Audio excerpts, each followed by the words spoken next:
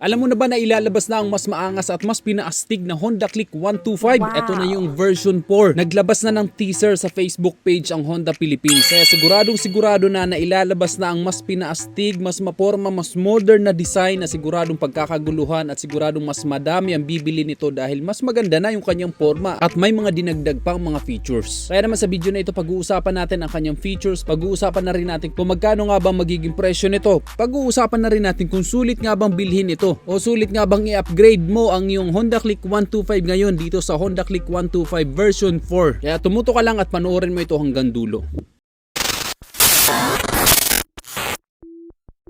Ayan guys, kagaya ng sabi ko kanina, naglabas na ng teaser ang Honda Philippines na ilalabas na ang bagong Honda Click 125 version 4. Sa ngayon pa shadow pa lang o anino pa lang ang pinapakita nila pero 100% ito na po yun, Honda Click 125 version 4 na matagal nyo nang inaabangan. Kamakailan lang ay nilabas na ito sa Indonesia at marami talaga ang natuwa dahil sa bago nitong forma. Yung kanyang harapang bahagi ay medyo na bago yung kanyang disenyo. Mas aggressive, mas sporty yung kanyang design. Yung kanyang DRL o daytime running light putol na at parang paway na yung kanyang design. Dito mas stylish na itong tingnan at mas premium. At syempre yung mga ilaw nito ay LED pa rin. Syempre ang kagandahan naman kapag naka-LED lahat ng mga ilaw, mas matipid sa baterya at mas maliwanag. Yung kanyang headlight, halos ganun pa rin naman yung forma ng kanyang headlight. Pero patulis na yung kanyang front fairings at meron siyang mga dinagdag na edges dito na mas tumapang siyang tingnan. Kung pagmamasdan natin siyang maigi, parang nahawig siya dun sa version 1 na Honda Click 125. Pero mas malapad pa rin yung kanyang mukha. Yung Honda Click 125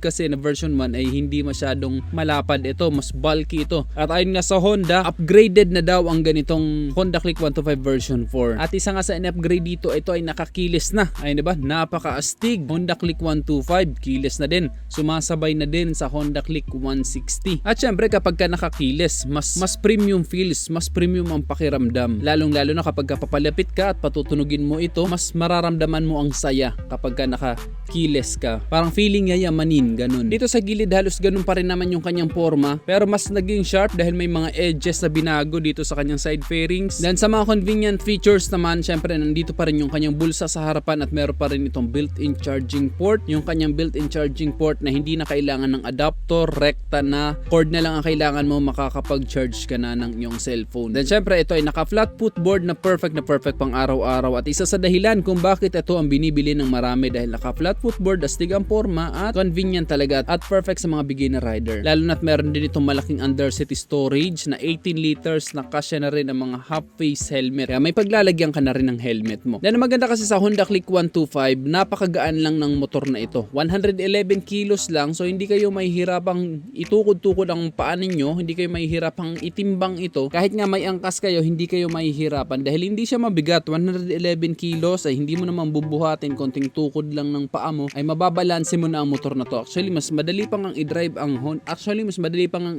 mga ganitong scooter kaysa sa bisikleta. Then perfect ito sa mga average height na Filipino rider dahil napakababa lang ng kanyang seat height na 769mm. Kahit mga 5 flat, kayang-kaya nyong i-drive ito. At perfect din sa mga lady rider dahil nga mababa at magaan ang kanyang timbang. Tapos mataas pa ang kanyang ground clearance, 131mm, kaya kahit mapadaan ka sa mga matataas na humps, hindi basta-basta sasayad ang ilalim bahagi nito. Yan ang isang magandang advantage ang Honda Click 125. Then yung iba, hindi lang dahil maporma at may mga convenient features kaya nila binili itong Honda Click 125. Isa kasi sa napatunayan na ng marami dito sa Honda Click 125, yung kanyang performance. Para sa isang 125cc, napakalakas ng arangkada, hindi ka mabibitin sa top speed at ito ay naka-liquid cooled pa. Sa ngayon, ito ay naka 2 valves pa rin naman pero sapat na yun para sa isang 125cc. Napakalakas pa rin ng kanyang arangkada kahit ito ay naka 2 valves. Ito ay 124.8cc 4-stroke single overhead cam at naka ESP. Then kagaya na sabi ko kanina, ito ay naka liquid cooled. Plus ito ay naka program fuel injected kaya naman napakatipid sa gasolina. Yung 5.5 liters nito na fuel capacity, malayo na ang mararating dahil napakatipid sa gasolina na kayang umabot o kaya lang kumonsumo ng up to 51 km per liter. Kaya perfect pang araw-araw o pang hanap buhay talaga ang motor na to. Kaya hindi nakakapagtaka kung bakit ito ang binipili ng marami ng mga MC taxi, ng mga food panda riders riders at ng mga naghahabal-habal dahil matipid sa gasolina. At the same time, pwede pa nilang ipamporma. Kaya all in na talaga ang Honda Click 125. Lalo na ngayon na itong version 4 mas pinaporma. Kaya siguradong mas dadami ang naka Honda Click dito sa Pilipinas. Kahit saan ka na naman magpunta niyan, ay meron ka na naman makikita naka Honda Click dahil mas gumanda yung kanyang forma. Napakagalingan ng Honda no? Kasi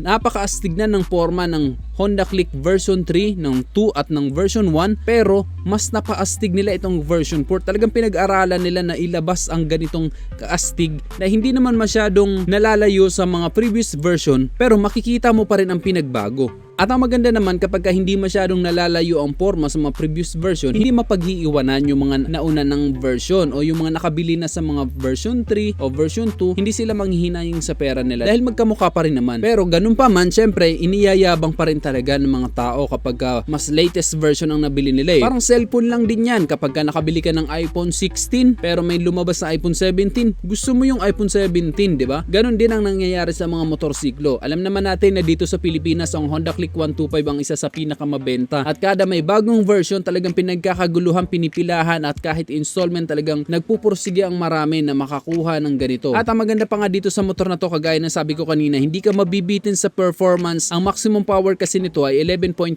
PS at 8,500 RPM at ang kanyang maximum torque ay 10.8 Nm at 5,000 RPM. Doon pa lang talaga mararamdaman mo na mas lamang ito kumpara sa ibang 125cc. Pagdating sa kanyang mga gulong, ganun pa rin naman yung sukat ng kanyang gulong, kagaya pa rin naman sa version 3, 90/80/14 sa harapan, sa likod naman ay 100/80/14. Then of course ito ay naka-tubeless na. Ang kagandahan naman kapag ka-tubeless, kahit matusok ang gulong, hindi basta-basta sisingaw, at kapag nilagyan mo ng tire sealant, kahit matusok ng matusok ay makakauwi ka pa rin at hindi ka na maabala, hindi ka na magtutulak ng kung saan-saan pa. Sa kanyang preno, ito ay naka-disc brake pa rin dito sa harapan, naka-wavy disc brake, at sa likuran naka-drum brake pa rin ito. Hindi pa rin ito naka-disc brake. So ganun pa rin, disc brake sa harapan at drum brake sa likuran, at meron pa rin itong CBS or combi brake system na kapag piniga mo yung rear brake, sasabay na rin yung harapang preno nito. Pero sana itong bagong Honda Click 125 ay mas malakas na ang stopping power. Ilang beses na rin kasi ako nakasubok ng mga Honda Click 125 ay medyo mahina ang stopping power. Sana itong version 4 mas malakas nang kumagat ang preno. Pagdating naman sa suspension nito, ganun pa rin, telescopic fork sa harapan at sa likod naman ay naka monoshock o single shock. Sa ngayon dito sa Pilipinas, meron tayong dalawang version na Honda Click 125, itong sa version 3. Yung ating special edition ay nagkakahalaga ng 84,900 pesos. At yung mga standard version ay 81,900 pesos. Ang pinagkaiba lang naman nila ay decals. Sa makina pareho lang din naman at sa forma pareho lang din naman. Decals lang talaga. Kumbaga mas premium lang tingnan yung mga special edition variant. At alam naman natin ang Honda hindi siya masyadong nagtataas ng presyo kapag kami nilalabas sa bago. Usually 1,000 to 2,000 pesos lang ang nadadagdag na presyo. So itong bagong Honda Click 125 version 4, maaring umabot ang presyo nito ng 86,900 pesos. Pero yan ay estimated price ko pa lamang. Malalaman natin yan sa mga susunod na linggo o sa susunod na araw, ilalaunch na yan ng Honda. Kaya antabayanan nyo din ng mga update na ilalabas natin dito sa ating YouTube channel. Kaya kung ikaw nagbabalak kang bumili ng Honda Click 125, konting tiis na lang, hintayin mo na itong version 4 kung gusto mo na mas bago ang Honda Click 125 na mapasa iyo. Pero hindi pa rin tayo sigurado kung keyless version nga ba ang dadalhin dito sa Pilipinas or yung disusi. Pero malaki pa rin ang chance na naka-keyless na. Ano bang mas gusto nyo? Naka-keyless or disusi? I-comment nyo nga dyan sa baba. At kung ako ang tatanungin, kung nasa 2,000 or 1,500 pesos lang ang madadagdag nito from the